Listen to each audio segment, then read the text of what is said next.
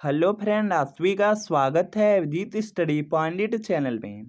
आज की इस वीडियो में यूपी वेट एंट्रेंस एग्जाम 2025 के लिए जीके का प्रैक्टिस सेट करने वाले हैं। तो वीडियो को शुरू से लेकर अंत तक देखिएगा। चैनल पर नए हैं, चैनल को सब्सक्राइब कर लीजिएगा। पीडीएफ के लिए Abhijeet study point Telegram channel को ज्वाइन कर लीजिएगा। आज की क्लास में यूपी वेट एंट्रेंस एग्जाम के लिए बिल्कुल परीक्षा की तरह 38 प्रश्न करने वाले हैं। और अगर इन 38 प्रश्नों में से आपके 25 प्लस प्रश्न बिल्कुल सही होते हैं तो आप वेट एंट्रेंस एग्जाम को काफ़ी अच्छे स्कोर से पास कर पाएंगे। तो आज की क्लास से कितने प्रश्न आपके बिल्कुल सही हुए हैं यह कमेंट आप जरूर कीजिएगा। यूपी वेट एंट्रेंस एग्जाम आपका 1 जून 2025 को होने वाला, बहुत ही कम समय आपके एग्जाम में बचा हुआ है। 23 मई को आपका एडमिट कार्ड भी आ जाएगा। तो यूपी वेट एंट्रेंस एग्जाम के लिए यह प्रीवियस ईयर क्वेश्चन पेपर है।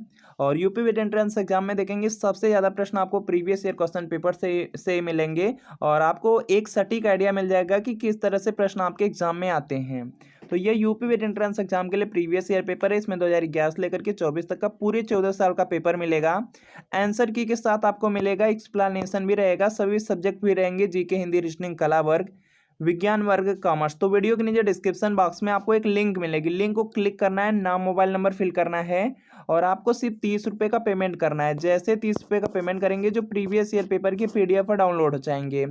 अगर इससे तैयारी कर लेते हैं तो वेट एंट्रेंस एग्जाम में बहुत ज़्यादा आपको हेल्प मिलने वाली है। तो लिंक से इसको परचेज जरूर कर लीजिए।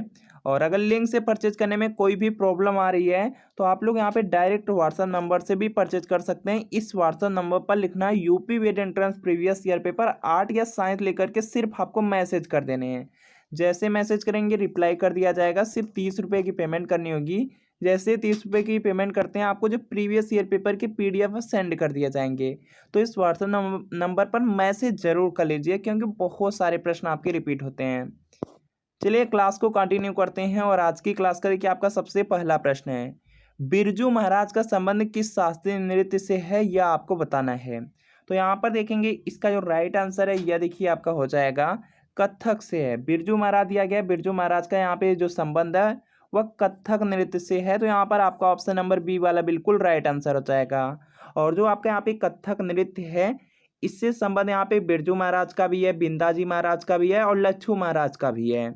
इसके अलावा कभी कभी पूछा जाता है यहाँ पे भरतनाट्यम का, यहाँ पे जो भरतनाट्यम है यह किससे संबंधित है। तो जो भरतनाट्यम है वह यामिनी कृष्ण मूर्ति का संबंध है। तो यह पॉइंट आप लोग याद रख लेंगे, यामिनी कृष्ण मूर्ति का जो संबंध है वह भरतनाट्यम नृत्य से, यह पॉइंट आपको याद रखना है। इसके अलावा आपसे पूछा जा सकता है कि जो आपके शास्त्रीय नृत्य हैं किस राज्य से बिलोंग करते हैं, यह पूछा जा सकता है। तो देखिए जो आपका यहाँ पे कथकली दिया गया है, कथकली आपका केरल राज्य का है, यह पॉइंट आपको याद रखना है, बहुत ज़्यादा इंपॉर्टेंट है। कथक उत्तर भारत का है या आपको ऑप्शन में उत्तर प्रदेश मिलता है तो उत्तर प्रदेश का हो जाएगा, यह भी आपके एग्जाम के लिए इंपॉर्टेंट है। मणिपुरी आपका नाम से ही क्लियर है कि यह मणिपुर का है। इसके अलावा यहाँ पर देखेंगे आपको दिया गया है भरतनाट्यम दिया गया है। भरतनाट्यम तमिलनाडु राज्य का यहाँ पे शास्त्रीय नृत्य है, यह पॉइंट आप लोग याद रख लेंगे। इसके अलावा यहाँ पर और भी हैं, जैसे आपका मोहिनीअट्टम है। जो मोहिनीअट्टम है यह केरल राज्य का शास्त्रीय नृत्य है, यह पॉइंट आपको याद रखना है, बहुत ज़्यादा इंपॉर्टेंट है। मोहिनीअट्टम और जो भरतनाट्यम है यही सबसे ज़्यादा बार एग्जाम में पूछे जाते हैं, या तो कथकली भी पूछा जाता है। तो मोहिनीअट्टम आपका केरल राज्य का हो जाएगा। इसके अलावा जो आपको याद रखना है, जो बीएड में 2022 में पूछा गया था कि कुचिपुड़ी, कुचिपुड़ी आंध्र प्रदेश का हो जाएगा, आपको याद रखना है, बहुत ज़्यादा इंपॉर्टेंट है। इसके अलावा सत्रिया पूछा जा सकता है, सत्रिया असम राज्य का हो जाएगा। उड़ीसी पूछा जा सकता है, उड़ीसा राज्य का हो जाएगा, नाम से ही क्लियर है। तो इन सब पॉइंट को आपको याद रखने हैं। चलिए यहाँ पे नेक्स्ट प्रश्न आपका है। और इससे पहले कुछ यहाँ पे और भी यहाँ पे पॉइंट है जिसको याद रखना है। जैसे आपका यहाँ पे गरबा देखिए बहुत ज़्यादा इंपॉर्टेंट है, गरबा आपको याद रखना है गुजरात राज्य का है। इसके अलावा यहाँ पे डांडिया नृत्य हैं, यह सब आपके लोक नृत्य हैं। डांडिया भी आपका गुजरात राज्य का, यह भी आपको याद रखना है। इसके अलावा यहाँ पर देखेंगे भांगड़ा हो गया। और जो गिद्धा है, गिद्धा और भांगड़ा पंजाब या हरियाणा राज्य दोनों में से जो भी आपको ऑप्शन में मिलेंगे उसको सेलेक्ट कर लीजिएगा, यह याद रखना है। इसके बाद देखिए घूमर है, घूमर बहुत ज़्यादा इंपॉर्टेंट है, घूमर आपका राजस्थान राज्य का हो जाएगा। इसके अलावा यहाँ पे लावड़ी या तमाशा आपसे पूछा जा सकता है, मुंबई राज्य का हो जाएगा, तो आपको याद रखने हैं। इसके अलावा आपसे त्यौहार से रिलेटेड प्रश्न, बहुत सारे प्रश्न जो आपके एग्जाम में पूछे जाते हैं। जैसे आपका यहाँ पे बिहू पूछा जाता है, बिहू असम राज्य का यहाँ पे त्यौहार है, यह पॉइंट आप लोग याद रख लेंगे। इसके अलावा पोंगल पूछा जाता है, यूपी बीएड में 2020 में पूछा भी गया था, तो पोंगल तमिलनाडु राज्य का प्रमुख त्यौहार है, इसको भी आपको याद रखना है। इसके बाद देखिए यहाँ पे ओणम बीएड में पूछा गया था, इसको भी याद रखिएगा। ओणम केरल राज्य का यहाँ पे प्रमुख त्यौहार हो जाएंगे। जितने भी पॉइंट बताए जा रहे हैं सब आपके एग्जाम के लिए इंपॉर्टेंट है, तो इसको आप लोग याद जरूर रखिए। चलिए यहाँ पे नेक्स्ट प्रश्न आपका है यहाँ पे, भारत में किस राज्य में सर्वाधिक साक्षरता दर है? तो इसका देखिए आपको सही जवाब बताना है।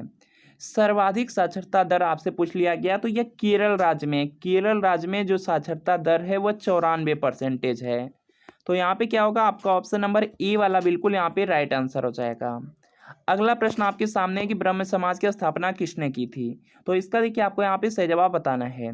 ब्रह्म समाज दिया गया, ब्रह्म समाज की जो स्थापना है यह राजा राम मोहन राय ने किया था। तो यहाँ पर आपका ऑप्शन नंबर ए वाला बिल्कुल राइट आंसर हो जाएगा। आत्मीय सभा यहाँ पे पूछा जा सकता है, जो आत्मीय सभा है इसकी भी यहाँ पे जो स्थापना है वह राजा राम मोहन राय ने किया है। इसके अलावा बहुत सारे प्रश्न हैं, जैसे आपका यहाँ पे रामकृष्ण मिशन है, रामकृष्ण मिशन की जो स्थापना है स्वामी विवेकानंद ने किया था, यह पॉइंट याद रखेंगे। आर्य समाज की जो स्थापना है स्वामी दयानंद सरस्वती ने किया था, यह भी पॉइंट याद रखना है। सत्य शोधक समाज है जिसकी स्थापना ज्योतिबा फूले ने किया था, यह भी पॉइंट आपको याद रखने हैं। तो यह सब पॉइंट आपको याद रखने हैं। चलिए यहाँ पे नेक्स्ट प्रश्न आपका दिया गया है। इसके अलावा एक और इम्पॉर्टेंट है जो बीएड में पूछा गया था, सर्वेंट्स ऑफ इंडिया सोसाइटी, तो उसके संस्थापक गोपाल कृष्ण गोखले, इस पॉइंट को भी याद रखेंगे। उत्तर प्रदेश राज्य में कौन सा जनपद तेल रिफाइनरीज के लिए प्रसिद्ध है? तो इसका देखिए आपको यहाँ पे सही जवाब बताना है। तो यहाँ पे इसका राइट आंसर हो जाएगा मथुरा हो जाएगा। मथुरा देखेंगे आपके ऑप्शन नंबर डी में दिया गया है, तो डी वाला आपका क्या है, बिल्कुल राइट आंसर है। अगला प्रश्न आपके सामने कि मुद्रा का क्या तात्पर्य होता है? तो इसका देखिए आपको यहाँ पे सही जवाब बताना है। मुद्रा का यहाँ पे तात्पर्य हो जाएगा यह मूल्य का एक मापक है, तो यहाँ पे क्या है, ए वाला आपका बिल्कुल राइट आंसर हो जाएगा। यहाँ पे नेक्स्ट प्रश्न आपका दिया गया है, भारत के जो पहले चीफ ऑफ डिफेंस स्टाफ थे, जो सीडीएस थे, जनरल बिपिन रावत, उनकी पत्नी बिपिन रावत और उनकी जो पत्नी थी मधुलिका रावत और अन्य सशस्त्र जो बलों के जवान थे, इनकी जो आकस्मिक दुर्घटना हुई थी, दुर्घटना में मृत्यु हो गई थी, तो यह दुर्घटना कब हुई थी यह आपको बताना है। तो यहाँ पर देखेंगे इसका राइट आंसर हो जाएगा 8 दिसंबर 2021 को हुई थी। तो यहाँ पर आपको ऑप्शन नंबर डी वाला बिल्कुल राइट आंसर हो जाएगा। और इसमें देखेंगे इसमें कुल 14 लोग मरे थे, यह पॉइंट आपको याद रखना है। इसके बाद देखिए यहाँ पे नेक्स्ट प्रश्न आपका है, किस मुगल शासक के आदेश पर सिखों के जो 5वें गुरु अर्जुन देव थे इनको मार दिया गया था? तो इसका देखिए आपको यहाँ पे सही जवाब बताना है। तो यहाँ पर देखेंगे यहाँ पे इसका राइट आंसर हो जाएगा जहांगीर। ऑप्शन नंबर डी बिल्कुल यहाँ पे राइट आंसर हो जाएगा। जहांगीर मुगल शासक था जिसके आदेश पर जो सिखों के 5वें गुरु थे अर्जुन देव, इनको मार दिया गया था, यह पॉइंट याद रखेंगे। इसका देखिए रीजन था यहाँ पे, जो जहांगीर था, जहांगीर का जो पुत्र था अमीर खुसरो था, जिसकी यहाँ पे हेल्प कर रहे थे गुरु अर्जुन देव, जिसकी वजह से उनको यहाँ पे मारा गया। तो यह भी पॉइंट आपको याद रखना है। इसके अलावा यहाँ पे गुरु तेग बहादुर थे और उनको भी यहाँ पे औरंगजेब ने मरवाया था, यह भी पॉइंट आपको याद रखना है आपके एग्जाम के लिए। इसके बाद देखिए यहाँ पे नेक्स्ट प्रश्न है, भारत में जो राष्ट्रीय खेल दिवस है कब मनाया जाता है? तो इसका देखिए आपको यहाँ पे सही जवाब बताना है। राष्ट्रीय खेल दिवस दिया गया है, तो आपको पता है कि जो मेजर ध्यानचंद थे जिनके जन्म दिवस पर राष्ट्रीय खेल दिवस मनाया जाता है, तो यहाँ पे इसका राइट आंसर क्या होगा, 29 अगस्त। ऑप्शन नंबर ए वाला आपका बिल्कुल राइट आंसर होगा। 14 नवंबर दिया गया है, आप लोग जानते हैं कि जो जवाहरलाल नेहरू थे उनके जन्म दिन के दिवस पर यहाँ पे बाल दिवस मनाया जाता है, तो यहाँ पे क्या होगा, बाल दिवस 14 नवंबर। इसके बाद देखिए बहुत सारे प्रश्न हैं जो आपके एग्जाम में पूछे जाते हैं, जैसे यहाँ पे 2 अक्टूबर दिया गया। 2 अक्टूबर को सभी लोग जानते हैं कि लाल बहादुर शास्त्री जयंती है और उसी दिन गांधी जयंती भी है, तो यह पॉइंट आप लोग याद रख लेंगे। इसके बाद देखते हैं यहाँ पे नेक्स्ट प्रश्न आपका दिया गया है, सर्वाधिक प्राचीन पुराण कौन सा है? तो इसका देखिए आपको यहाँ पे सही जवाब बताना है। तो यहाँ पे देखेंगे इसका राइट आंसर हो जाएगा मत्स्य पुराण है। ऑप्शन नंबर ए वाला आपका यहाँ पे क्या है, बिल्कुल राइट आंसर हो जाएगा। इसके बाद देखेंगे यहाँ पे नेक्स्ट प्रश्न आपका दिया गया है, सारे जहां से अच्छा हिंदुस्तान हमारा, इसके रचयिता कौन थे? तो इसका देखिए आपको यहाँ पे सही जवाब बताना है। तो यहाँ पे इसका राइट आंसर हो जाएगा मोहम्मद इकबाल थे। ऑप्शन नंबर जो बी वाला दिया गया है, बी वाला आपका बिल्कुल राइट आंसर हो जाएगा। सारे जहां से अच्छा हिंदुस्तान हमारा, इसके जो रचयिता है मोहम्मद इकबाल हैं, तो बी वाला आपका बिल्कुल राइट आंसर हो जाएगा। इसके अलावा देखिए रविन्द्रनाथ टैगोर दिया गया है। गीतांजलि के अगर लेखक आपसे पूछ दिया जाए तो यह देखिए रविन्द्रनाथ टैगोर होंगे। यह पॉइंट आप लोग याद रखेंगे क्योंकि यह इंपॉर्टेंट है आपके एग्जाम के लिए। इसके बाद देखिए यहाँ पे महात्मा गांधी दिया गया है, तो हिंद स्वराज अगर आपसे पूछ दिया जाए तो हिंद स्वराज के लेखक है महात्मा गांधी, इस पॉइंट को याद रखना है। इसके अलावा एक फेमस बुक है, बुक आपकी है माई एक्सपेरिमेंट विथ ट्रूथ, तो उसके भी लेखक महात्मा गांधी हैं, इस पॉइंट को भी याद रख लेंगे। चलिए यहाँ पे नेक्स्ट प्रश्न है, जल्दी से आंसर कीजिए। यहाँ पे दिया गया है निम्नलिखित में से कौन सा युग्म है जो सही नहीं है, तो इसका देखिए आपको यहाँ पे सही जवाब बताना है। बड़ा इमामबाड़ा यह कहाँ पर है, लखनऊ में, यह तो आपका सही है। निशात बाग है जम्मू कश्मीर में, यह भी सही है। फिरोज शाह जो कोटला स्टेडियम है दिल्ली में, यह भी आपका सही है। हुमायूं का मकबरा दिया गया, हुमायूं का जो मकबरा है वह दिल्ली में स्थित है।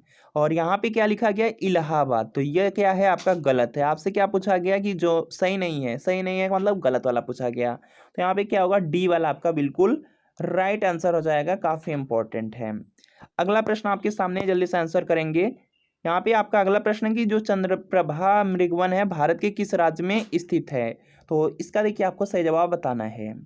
तो यहाँ पे इसका राइट आंसर हो जाएगा जो जो यहाँ पे चंद्रप्रभा मृगवन है, यह भारत के उत्तर प्रदेश राज्य में स्थित है। तो यहाँ पर आपका ऑप्शन नंबर ए वाला बिल्कुल राइट आंसर होगा। और उत्तर प्रदेश में देखेंगे चंदौली जिला पड़ता है, चंदौली जिले में यहाँ पे चंद्रप्रभा मृगवन है।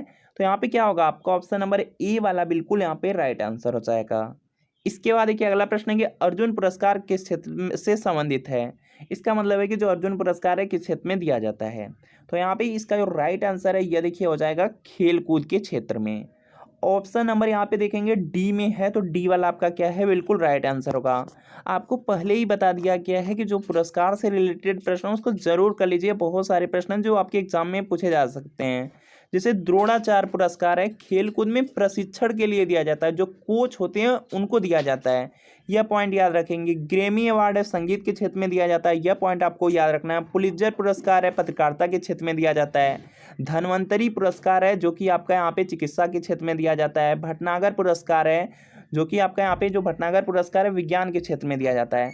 और आपको देखिए एक यहाँ पे पुरस्कार है कलिंग पुरस्कार, तो कमेंट करना है कि जो कलिंग पुरस्कार है किस क्षेत्र में दिया जाता है, बहुत ज़्यादा इंपॉर्टेंट है, तो आप लोग कमेंट जरूर कीजिएगा। चलिए यहाँ पे नेक्स्ट प्रश्न है, भारत में जो भारत कोकिला है, भारत कोकिला के नाम से जो नाइटिंगेल ऑफ इंडिया है उनके नाम से किसे जाना जाता है, यह आपको बताना है। तो यहाँ पर देखेंगे इसका जो राइट आंसर हो जाएगा भारत कोकिला दिया गया। ध्यान से देखिए क्या लिखा गया, भारत कोकिला, तो सरोजनी नायडू हो जाएंगी। ऑप्शन नंबर सी वाला बिल्कुल राइट आंसर हो जाएगा। अगर आपसे स्वर कोकिला पूछ लिया जाए, स्वर कोकिला पूछा जाता तो लता मंगेशकर होती, तो यह पॉइंट आप याद रखेंगे। इसके अलावा यहाँ पर देखेंगे इंदिरा गांधी दिया गया, इंदिरा गांधी को यहाँ पे लौह महिला कहा जाता था, यह पॉइंट याद रखना है। और जो यहाँ पे पीटी उषा है या भारतीय एथलेटिक्स की गोल्डन गर्ल थी, यह पॉइंट याद रखना है। तो यहाँ पे इनको लौ महिला कहा जाता है, यह पॉइंट याद रखिएगा, इंपॉर्टेंट है। भारत के प्रथम उपराष्ट्रपति कौन थे, यह आपको बताना है, काफ़ी ज़्यादा इंपॉर्टेंट है। जल्दी से आप लोग प्रयास करेंगे और इसका राइट आंसर करेंगे। तो यहाँ पे इसका राइट आंसर हो जाएगा भारत के जो प्रथम उपराष्ट्रपति थे वह यहाँ पे डॉक्टर स्वामी राधाकृष्णन थे। तो यहाँ पे आपका ऑप्शन नंबर जो बी वाला दिया गया है यह आपका बिल्कुल राइट आंसर हो जाएगा। इसके बाद देखते हैं यहाँ पे नेक्स्ट प्रश्न आपका दिया गया है, जल्दी से आप लोग प्रयास कीजिए और जल्दी से आंसर कीजिए कि भारत के राष्ट्रपति अपना त्यागपत्र किसको संबोधित करते हैं। तो इसका देखिए आपको सही जवाब बताना है। अगर भारत के राष्ट्रपति को कभी भी अपना त्यागपत्र देना हो तो अपना जो त्यागपत्र है उपराष्ट्रपति को देते हैं। तो यहाँ पे सी वाला आपका बिल्कुल राइट आंसर हो जाएगा, इंपॉर्टेंट है। और जो राष्ट्रपति का कार्यकाल होता है वह 5 वर्ष के लिए होता है, यह भी पॉइंट आप लोग याद रखेंगे। अगला प्रश्न आपके सामने है कि हैजा रोग से शरीर का कौन सा अंग प्रभावित होता है। तो इसका देखिए आपको यहाँ पे सही जवाब बताना है। जो हैजा रोग है इससे जो आपकी आंत होती है, आंत प्रभावित हो जाती है, तो यहाँ पे क्या होगा, बी वाला आपका बिल्कुल राइट आंसर होगा। इसके बाद देखेंगे यहाँ पे नेक्स्ट है आपका, यहाँ पे देखिए दिया गया 13 दिसंबर 2021 के अमेरिका की जो प्रतिष्ठित अंतर्राष्ट्रीय पत्रिका टाइम द्वारा किसको पर्सन ऑफ द ईयर 2021 हेतु नामित किया गया है। तो यहाँ पे इसका जो राइट आंसर हो जाएगा एलन मस्क को मिला था, तो डी वाला राइट आंसर होगा।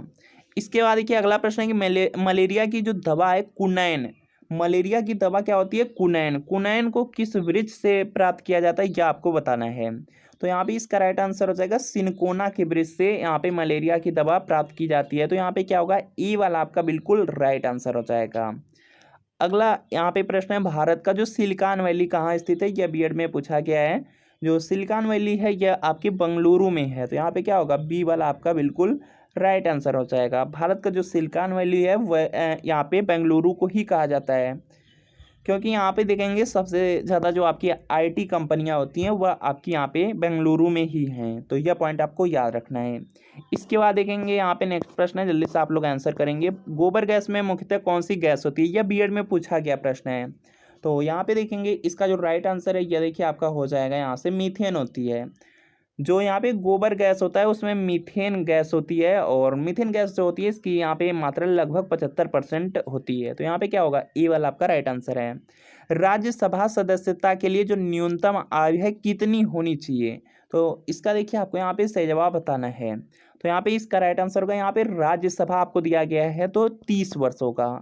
ऑप्शन नंबर बी वाला बिल्कुल राइट आंसर हो जाएगा। अगर लोकसभा के लिए सदस्य अगर आपसे पूछ दिया जाता तो यह 25 वर्ष था। यह पॉइंट आपको याद रखना है, काफ़ी ज़्यादा इम्पोर्टेंट है।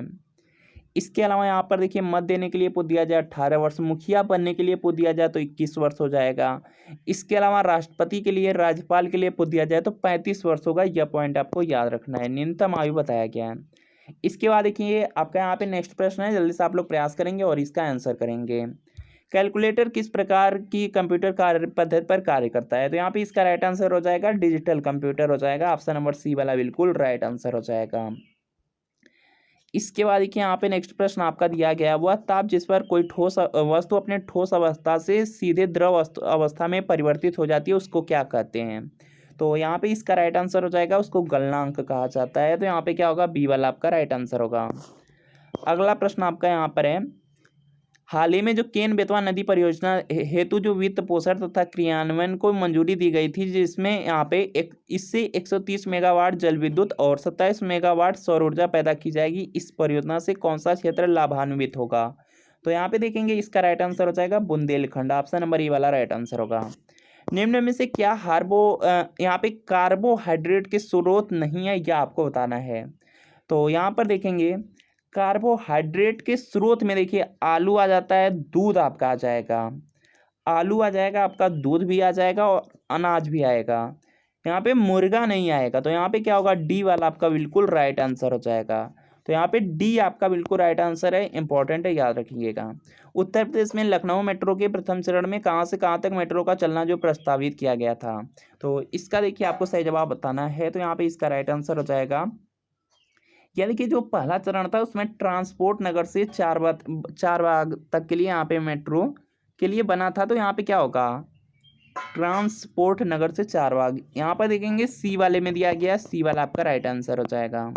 कितने माप से अधिक ध्वनि को शोर का नाम दिया जाता है यह आपको बताना है।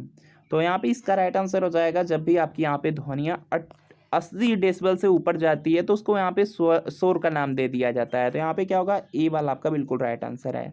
अगर आपको साधारण बातचीत करना है तो वह 30 से 40 dB के बीच में होता है उसकी तीव्रता।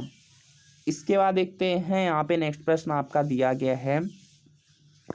अगला प्रश्न है, जल्दी से आप लोग प्रयास कीजिए, जल्दी से यहाँ पे इसको एंड करते हैं। और यहाँ पे नेक्स्ट है, एक कंप्यूटर में जो स्टोरेज माध्यम की क्षमता की इकाई क्या होती है, तो इसका देखिए आपको सही जवाब बताना है। तो ये देखिए होता है आपका यहाँ पे बाइट हो जाएगा। तो यहाँ पे क्या होगा आपका ऑप्शन नंबर ए वाला बिल्कुल राइट आंसर होगा। अंतर्राष्ट्रीय महिला दिवस कब मनाया जाता है यह आपको बताना है। तो यहाँ पर देखेंगे जो अंतर्राष्ट्रीय महिला दिवस दिया गया है तो यह 8 मार्च को मनाया जाता है। यह बीएड में पूछा गया था। तो यहाँ पे क्या होगा सी वाला आपका राइट आंसर हो जाएगा। इसके अलावा आपको याद रखना है कि जो आपका यहाँ पे विश्व स्वास्थ्य दिवस है यह 7 अप्रैल को मनाया जाता है, और जो विश्व जनसंख्या दिवस है यह 11 जुलाई को मनाया जाता है। विश्व पृथ्वी दिवस है जो कि 22 अप्रैल को मनाया जाता है। इन सब पॉइंट को आपको याद रखने हैं।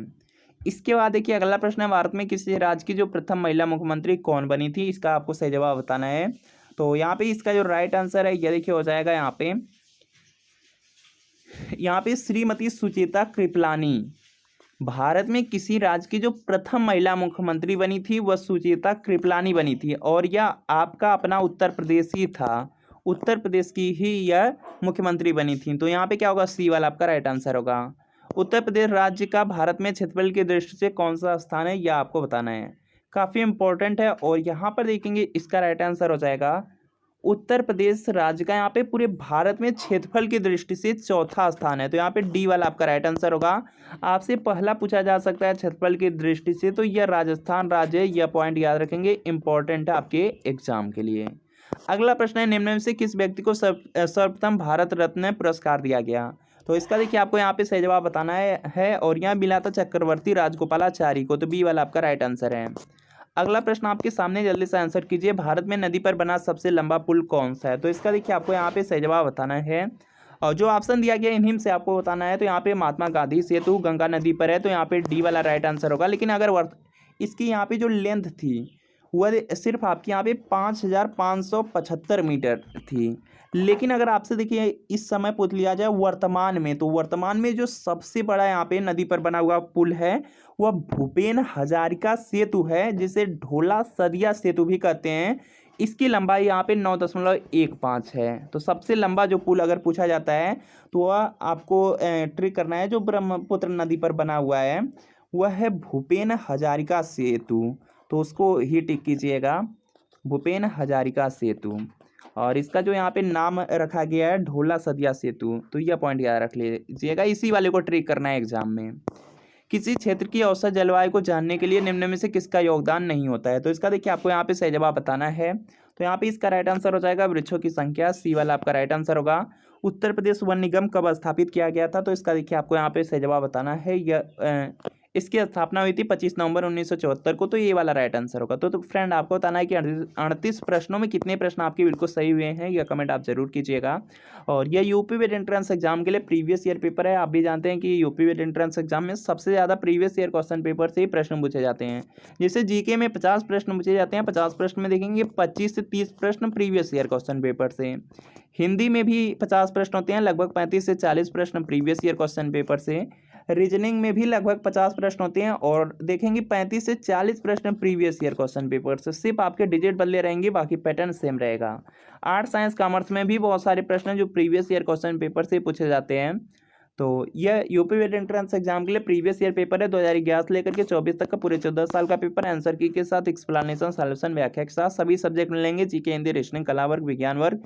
तो वीडियो के नीचे डिस्क्रिप्शन में लिंक है, लिंक को क्लिक कीजिए। नाम, मोबाइल नंबर फिल करके सिर्फ 30 रुपये का पेमेंट करना है। जैसे 30 रुपये का पेमेंट करेंगे जो प्रीवियस ईयर पेपर की पीडीएफ डाउनलोड हो जाएगी।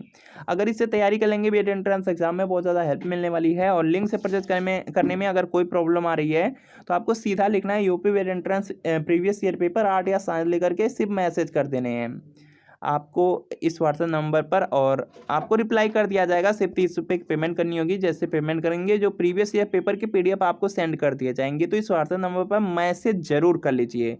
तो मिलते हैं फ्रेंड आपसे नेक्स्ट वीडियो में।